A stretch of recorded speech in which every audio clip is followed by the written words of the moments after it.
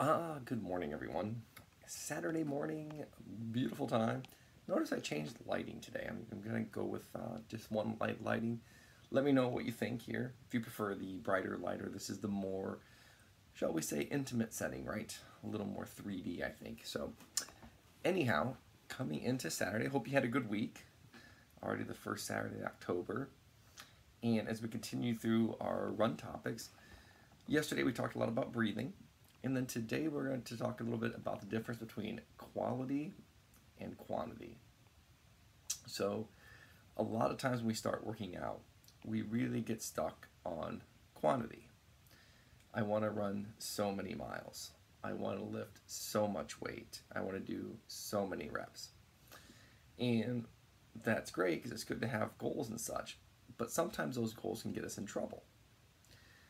I'm a big fan of quality over quantity.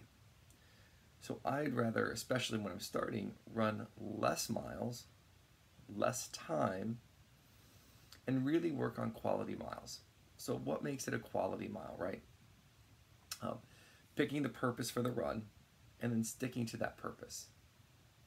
So if I'm just starting out, my purpose may be I want to establish some good breathing and some good posture and just build some bone density, right? If I'm brand new, I want to make sure I don't get shin splints, knee pain. So I want to do some quality runs that are short in duration, and I don't want to do a lot right off the bat because my joints might not be able to handle it. My bones might not be able to handle it, and I don't want to get injured.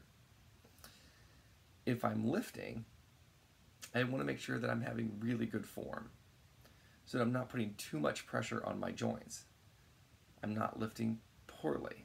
I'm using the right muscle groups. I'm not using momentum. So I'm lifting slowly and completely in a full range of motion.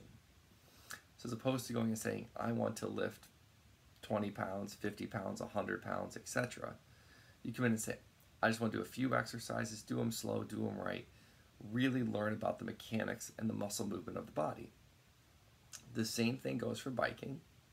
The same thing goes for swimming.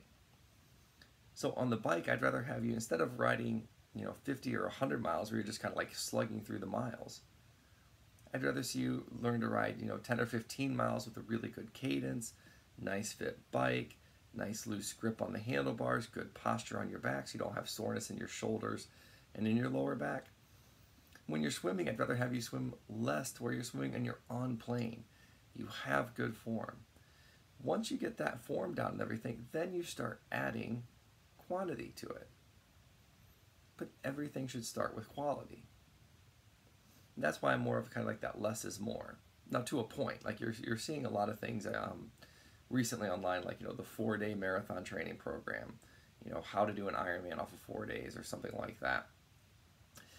We also want to be realistic, right? So for some people, you could probably get away with training maybe 4 days. If you're new to the sport, you may need a little bit more time. And I would definitely suggest training, 5 to 6 days a week. And in some cases, some parts of the training plan, I have my athletes going 7 days straight.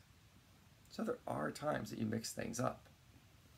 But with that being said, I try to make sure, even for marathon training, that we don't just do like these long, slow miles. I try to make sure we do a bunch of like shorter runs. So we still get a total large volume. So we still get a high quantity of runs, but we do it with a lot of smaller quality runs. So we can really mimic how you're going to feel during a race. And so that we can continue to build the fundamentals of good posture, good breathing, good stride, strong upper body, strong torso and arms. So we want to work on all of those things over and over again. And once again, the same goes for everything, for lifting, biking, swimming, all of those things. So when you go out there, instead of thinking like I just got to go achieve this number, I've got to go ride 100 miles, I got to do a century ride, or I've got to lift so much weight, I'd rather have you slow down a little bit and think, okay, am I riding this adequately? How am I feeling? Am I feeling strong? Go with that approach. I think you'll get farther. So it's training philosophy. Rate your runs on the quality of runs. Rate your bikes on the quality of the bike ride. How smart are you in each of the areas? Would you consider yourself a competent cyclist, a competent runner, a competent swimmer, a competent lifter? Or are you someone who just runs or just lifts or just bikes? And mind you, if that's you and you're happy, there's no worries, man. At the end of the day, you have to be happy. Like, that's the key. You be happy, you enjoy yourself. But if you find yourself not achieving your goals, or you find yourself like, wow, I can't ever make that ride, or I'm not, breaking this certain barrier in a run or something, then start thinking about the quality of it. And if you don't know, hire a coach, join Leapfrog. We'll be happy to have you. But there are lots of tools out there to figure something out. So in all aspects of your life, think quality. Always helps, or at least it's helped me.